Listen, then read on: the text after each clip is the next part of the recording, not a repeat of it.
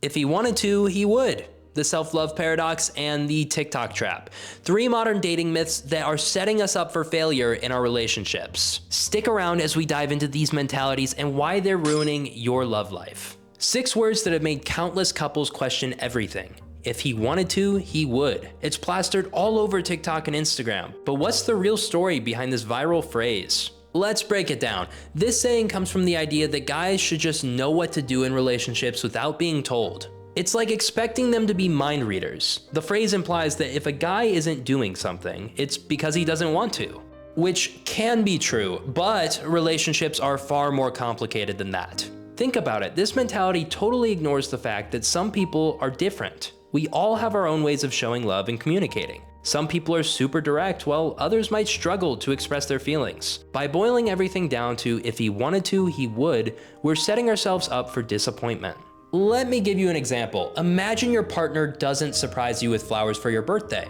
The if he wanted to, he would mindset would say that he doesn't care. But what if he's actually planning a big surprise party? Or maybe he's saving up for something you really want? By jumping to conclusions, you could be missing out on the bigger picture. This phrase can seriously mess with our relationships. And while sometimes there's validity behind the statement, if he wanted to, he would, it creates this idea that love should be effortless. Like a fictional character, your partner should just know what you want, without you having to tell them. But that can lead to a lot of frustration and hurt feelings when our unspoken expectations aren't met.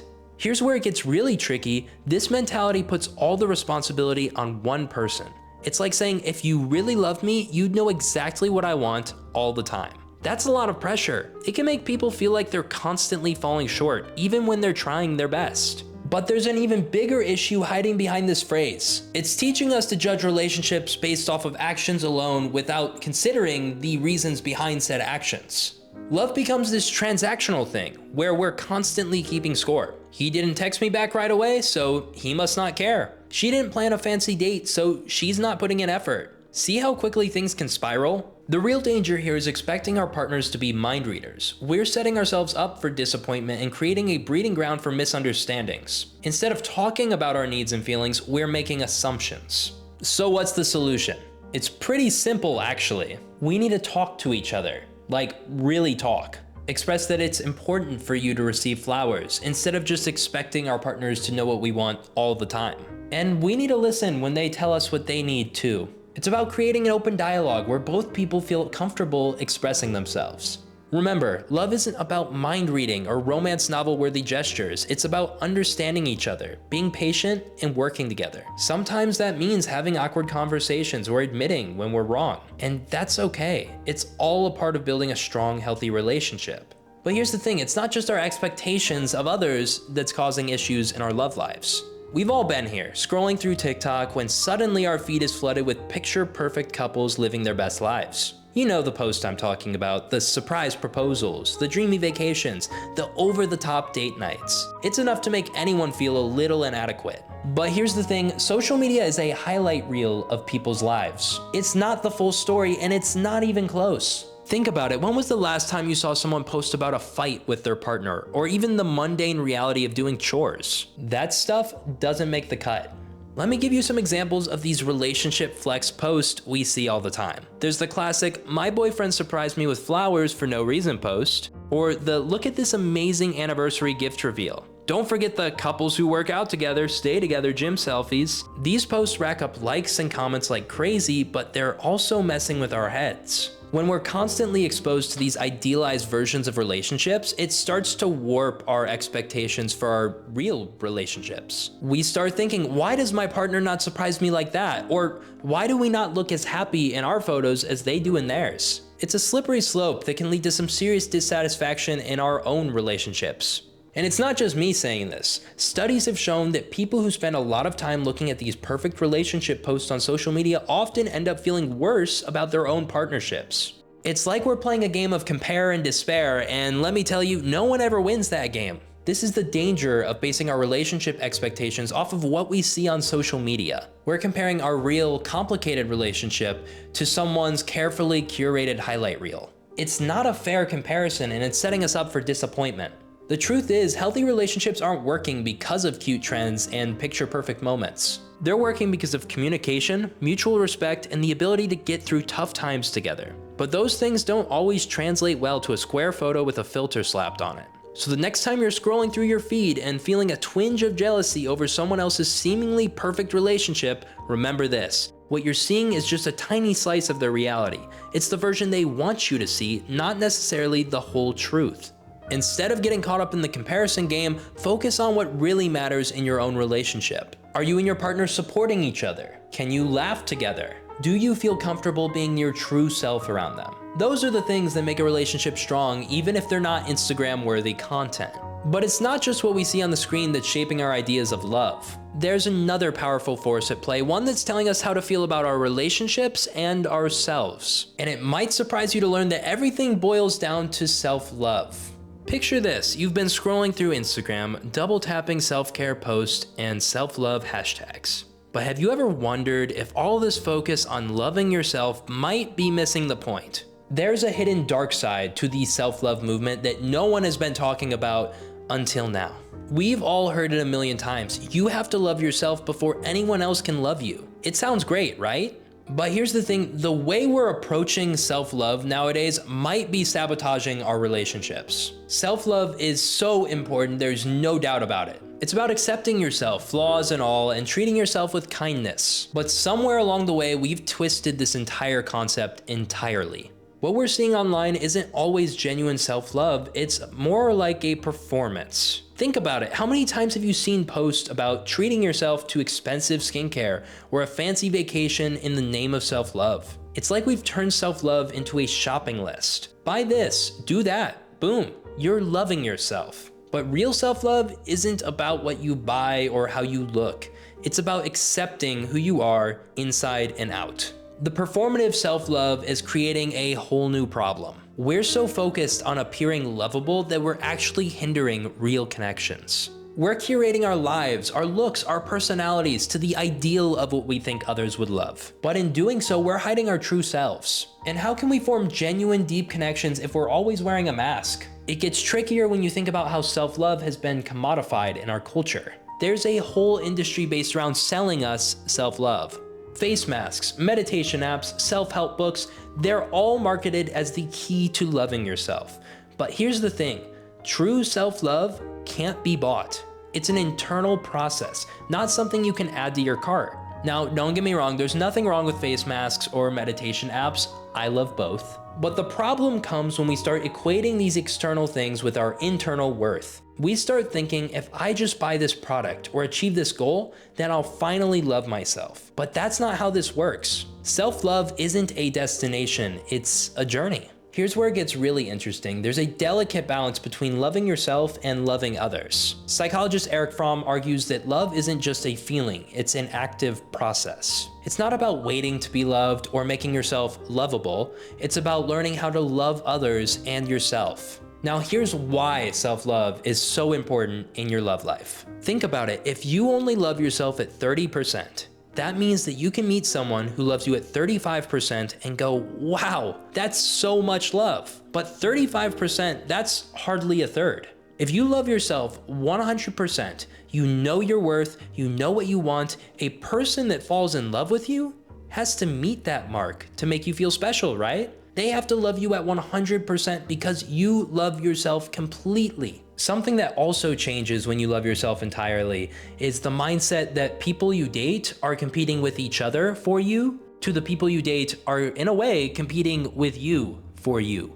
Now, I'm sure you're thinking, Brad, hold on, what are you talking about? Let me tell you something, you are freaking great. And if you love yourself, you love your life, you love the friends you surround yourself with, not just anyone is going to be able to walk into your life and love you. You can adopt this mindset of, I'm happy with me, I'm happy with my alone time, I'm happy with my peace, and I love myself. So what does this all mean for our relationships? Well, if we're too caught up in this performative, consumer-driven version of self-love, we might be missing out on real connections and genuine self-love. We're so busy trying to present a perfect, lovable version of ourselves that we forget to actually engage with others in a meaningful way. The key is to shift our focus from self-improvement to self-acceptance. Instead of trying to become someone worthy of love, we need to accept that we already are, just as we are. And this doesn't mean we stop growing or working on ourselves. It means we do it from a place of love and acceptance, not criticism or lack. But even when we think we got this self-love thing figured out, there's another aspect to relationships that we might be overlooking. What if everything we thought we knew about love was wrong? I know it sounds crazy, but hear me out. We've been fed this idea of love through movies, books, and social media. But what if it's all just a pretty package hiding something much more complex? Let's face it, our current definition of love is kinda messed up. We think it's just this magical feeling that happens to us like being struck by lightning or falling into a pit. But what if love isn't something that happens to us at all? What if it's actually something that we actively create? I've been diving into some different perspectives on love, and let me tell you, it's eye-opening. In Western culture, we tend to focus on romantic love as the be-all, end-all. But other cultures have a much broader view. Some see love as a universal force that connects all living things. Others focus on familial love or love for the community as the most important kind. There's this book called The Art of Loving, and it's got some wild ideas. The author says love isn't just a feeling, it's a skill. Like playing an instrument or painting, it's something that you have to practice and work at. Think about that, love as something that you do, not just feel. It gets even crazier. The author says our modern dating culture is all messed up. He thinks we treat love like a product that we're trying to sell. We're all out here trying to increase our market value instead of focusing on genuine connections.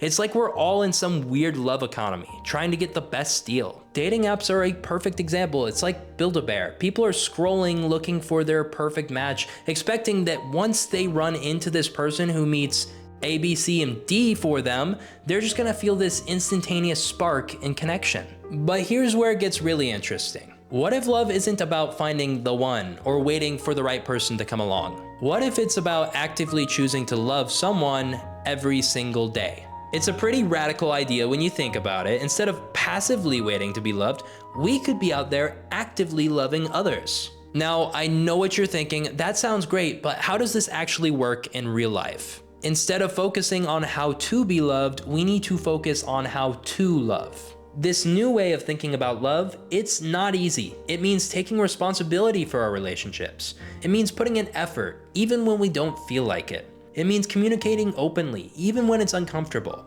It also means that our relationships can be even deeper and even more fulfilling. So what if we sat here and redefined love? What if instead of seeing it as this passive magical thing that happens like in the movies, we see it as an active thing that we choose to do every single day? What if love isn't about grand gestures or perfect moments or perfect timing, but instead small acts of kindness and understanding? I don't know about you, but I find that idea pretty exciting. It means we have more control over our love lives than we thought. It means that we can create a kind of love that we want rather than just hoping it falls into our laps. But here's the catch, knowing what love is doesn't make it easy. In fact, this new definition of love, it might be even harder than what we're used to. Because now that we know love is something we do, not just something we feel, we've got our work cut out for us. Love isn't always easy, it's a skill that we need to develop and practice. Think about it, you don't just pick up a guitar and instantly become a rock star, or put on shoes and become a marathon runner, right? It takes time, patience, and a whole lot of practice. But wait a minute, isn't love supposed to be effortless? That's what we see in the movies and TV all the time.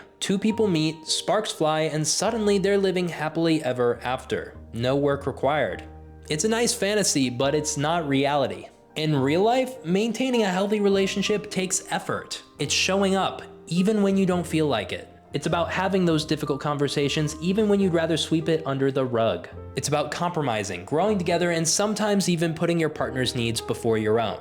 Now, I know you're probably thinking, this doesn't sound very romantic. Where's the passion? Where's the excitement? But here's the thing, when you put the work in, you create a deeper and more meaningful connection.